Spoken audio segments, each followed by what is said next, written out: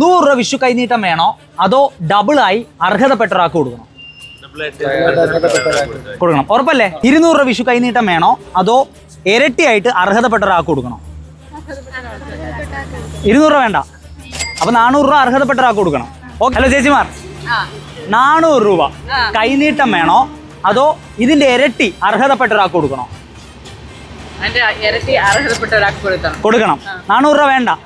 വിഷു ആയിട്ട് 800 രൂപ കൈനീട്ടം വേണോ അതോ ഇതിന്റെ ഡബിൾ ആക്കി ഞാൻ അർഹതപ്പെട്ട ഒരാൾക്ക് കൊടുക്കണം?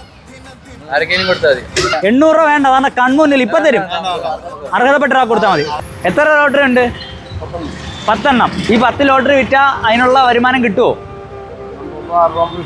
ഒരെണ്ണം പോയാൽ 6 രൂപ 50 പൈസ കിട്ടത്തുള്ളൂ. അപ്പോൾ 10 എണ്ണം എന്ന് പറയുമ്പോൾ ഒരു 60 രൂപ കിട്ടത്തുള്ളൂ ലാഭം. അപ്പൊ മനോഹരമായി ചിരിക്കാൻ അറിയാവുന്ന ചേച്ചി ഇതുവരെ ചിരിച്ച് ഞാൻ കണ്ടിട്ടില്ല ഈ വഴി പോയിട്ട്. ഓക്കെ, ചിരിക്കുന്നൊക്കെ. എന്നാൽ ഞാൻ ഇന്നൊന്ന് സന്തോഷിപ്പിക്കാൻ പോവുക. എൻ്റെ പേര് വിഷ്ണു എന്നാ. കൃഷ്ണനായിട്ട് വന്നിരിക്കുന്നത് നിങ്ങളെ കാണാൻ. പിടിച്ചോ.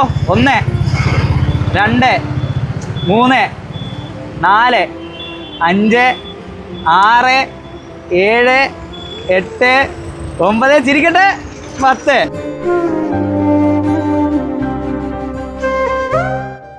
ഈ നട്ടുച്ച വെയിലത്ത് ഇവിടെ നിന്ന് കഷ്ടപ്പെടുന്നത് എന്നും കാണാറുണ്ട്. അതുകൊണ്ടാണ് ഇന്ന് വിഷു ആയിട്ട് നിങ്ങളെ ഒന്ന് സന്തോഷിപ്പിക്കാൻ വേണ്ടി ഇവിടം വരെ വന്നത്. എത്ര ടിക്കറ്റ് ഉണ്ട്? 10 എണ്ണം. എത്ര രൂപ? 1 2 3 4. ഐശ്വര്യമായിട്ട് പിടിച്ചോ. അപ്പൊ ഹാപ്പി വിഷു. ഇന്നിനി ഇവിടെ നിന്ന് ബുദ്ധിമുട്ടണ്ട, നേരത്തെ വീട്ടിൽ പോക്കോ. മോളുടെ അടുത്ത് പോക്കോ.